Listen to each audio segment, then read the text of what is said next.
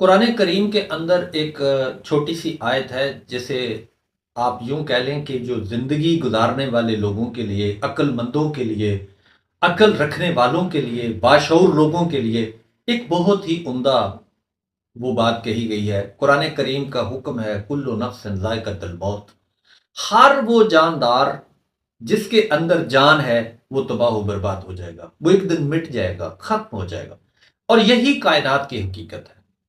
آپ اور ہم، میں نے بھی کئی بار دیکھا، آپ نے بھی دیکھا ہوگا، آپ کے بزرگ اس دنیا میں آئے، ہمارے باؤ اجداد کتنے لوگ اس دنیا کے اندر آئے اور آخر چلے گئے۔ یہی دنیا ہے، یہی آخر جو ہے، انسان کی اخیر یہی ہے۔ جناب والا، آپ کوشش کریں اس مقولے کو سمجھنے کی، قرآن کے ان لفظوں کو سمجھنے کی کہ کل نفس ذائقۃ الموت، ہر جاندار جو ہے وہ دنیا کے اندر جو آیا وہ چلا جائے گا۔ بعض اوقات وہ جاندار، جیسا کہ ہمارا بچہ چھوٹا ہوتا ہے تو اسے موت آتی ہے، کبھی جوانی میں بھی موت آتی ہے، کبھی بڑھاپے میں آتی ہے، کبھی ایک اور بدتر زندگی ہوتی ہے، اس کے بعد موت آتی ہے۔ موت برحق ہے، لیکن کیا ہم نے اس کے لیے تیاری کی؟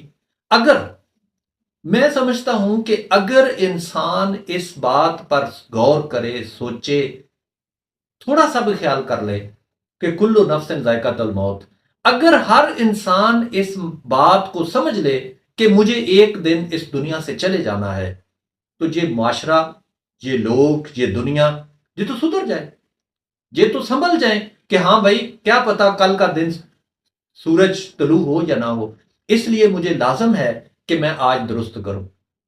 جناب والا، آپ اپنے آپ پر غور کریں۔ عبادت صرف یہ نہیں ہے کہ ایک بندہ نماز پڑھتا ہے تو عبادت ہے، اخلاق بھی ایک عبادت ہے۔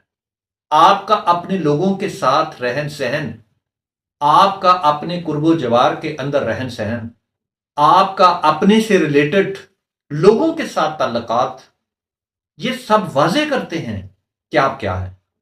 ایک قرآن پڑھ لینے سے یا پھر ایک نماز ادا کرنے سے آپ جنت کے مستحق نہیں ہوتے۔ آپ کے اخلاق بارے سوال ہوگا، آپ کے پڑوسی کا سوال ہوگا، آپ کے بہن بھائیوں کا سوال ہوگا، آپ کے والدین کے حقوق پر سوال ہوگا، حقوق اللہ اور حقوق العباد۔ آپ ان دونوں کو غور کریں اور یاد رکھیں اللہ کا وہ مقولہ، اللہ کی وہ بات کہ کل نفس ذائقۃ الموت، ہر جاندار نے اس دنیا سے چلے جانا ہے۔